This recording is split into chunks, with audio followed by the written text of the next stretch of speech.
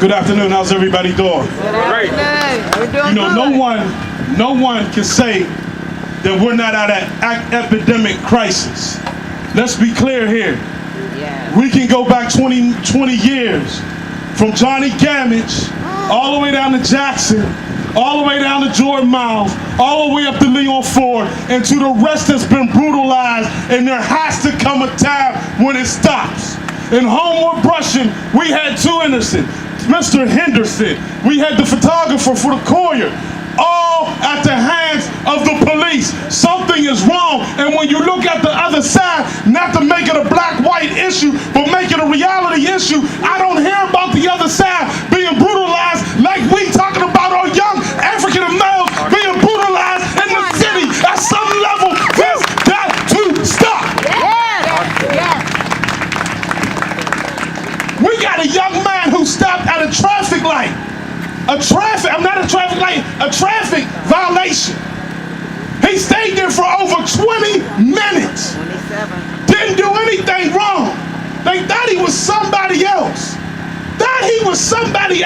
And off of a traffic stop, he ends up like this. There's something wrong with that picture. And we gotta stand up. We gotta continue to stand up. I had someone ask me, well, why did he take off? I said, come on, y'all, let's be honest. If you see what happened to Trayvon Martin on the national level, if you see what happened to Jordan Miles on the local level, if you see what happened to Johnny Gamage, there comes a time where after I show you my ID and everything that I can do to tell you I am who I say I am, and you keep me here, fear steps in. Yes. Fear steps in and I take off. That's not saying that I'm running, I'm fearful for my life. And until we can work on something that talks about bridging the gap and building the trust that needs to be built between the police department and our community, this won't stop. And the only way it stops is if you go to the polls and vote and say, listen, enough is enough.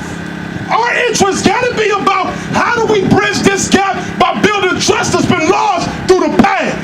Yes. You do that. You make the difference. We got organizations that always have been working. We got APA, we got BPAT, we got all these organizations, but what everybody needs is you. We are no stronger than the people that we have. We have Carrington here. I know what he does. We have a lot of great leaders, but the reality is we got to get aggressive and making sure that we stand up for our community. There is nobody coming. There's no Calvary coming. It's us. If we don't stand up and do what we need to do to make sure that our young men are taken care of, who's going to come for us? You want to stop the violence? Be a part of the solution. I told somebody the other day, and I'm going to say it here, and I'm going to close. If you want the violence in the community to stop, if you want the brutality to stop, if you want all these things to stop, then it's real simple. Come together. Yes, Come together. Just come together. See, don't tell me we can't do it because we've done it all our lives. We've made the impossible possible. We've done things that they never said we can do.